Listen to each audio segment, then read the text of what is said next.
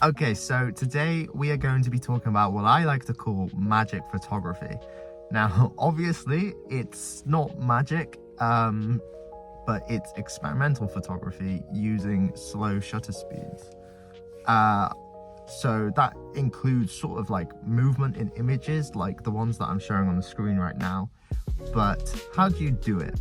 Now, first of all, you need a tripod. If you don't have a tripod, you can't do it.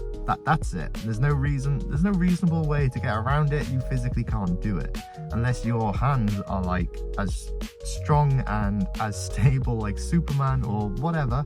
You physically cannot do it without a tripod. The second thing is you need to set your shutter speed to whatever number you want, below 1/60th of a second. So most of my shots I shoot at 10 seconds, like a 10-second slow shutter, up to 30, or you could use the bulb, which is when you just hold down the shutter for as long as you physically want it to be, and then take the photo. And obviously sometimes the images can come out really great, sometimes the images don't come out great, but then that's just where you keep experimenting and experimenting and experimenting until you get it right. Secondly is you need to set your ISO to 100. I find it works every single time for me at 100 because I use a DSLR. I've done these kind of photos on a DSLR, on my phone, on a film camera as well. But I find on the DSLR that an ISO of 100 works perfectly. And then what you need to do is set your f-stop, so your aperture number, to the highest number possible. Not the lowest, but the highest. So f22, as high as you physically can get it, because it sort of correlates with the length of your shutter speed.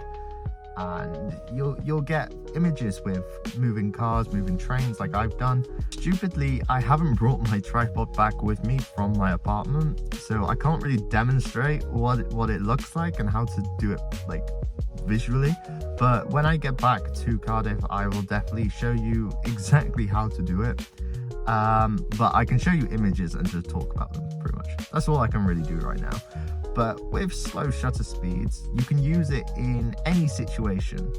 For example, when I went to Laycock Abbey in Gloucester, I think? No, I can't remember where it is. Somewhere near Bristol, which was like the birthplace of modern photography in the UK. And also the filming location of Harry Potter, which I was more interested in. But anyway, that doesn't matter.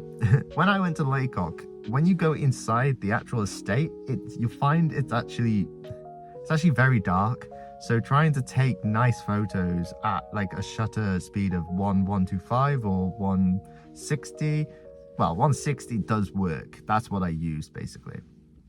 But what I did was, instead of shooting on 1.125, which is like the ideal shutter you have to shoot at pretty much, I brought my shutter speed down to 1/60th of a second, and then I obviously increased or decreased my aperture, and I found that when I'm in the darker rooms, I can actually get better quality images, better lighting on my images.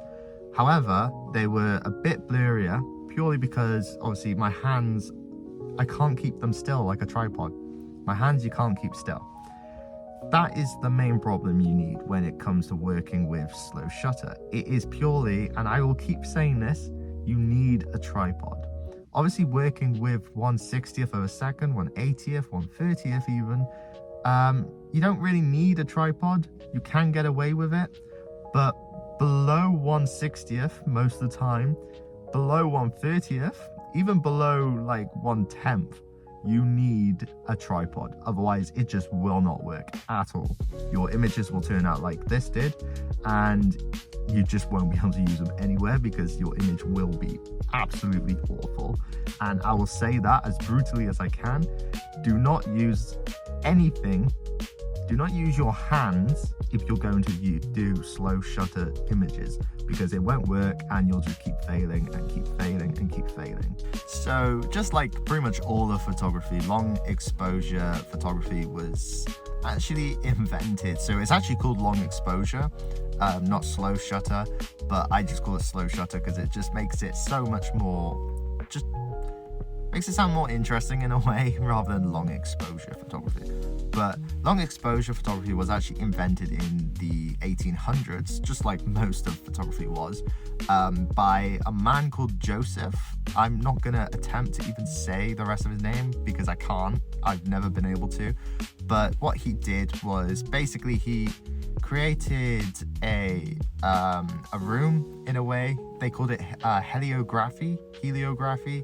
I'll just say it both ways in case I am wrong. Correct me if I'm wrong.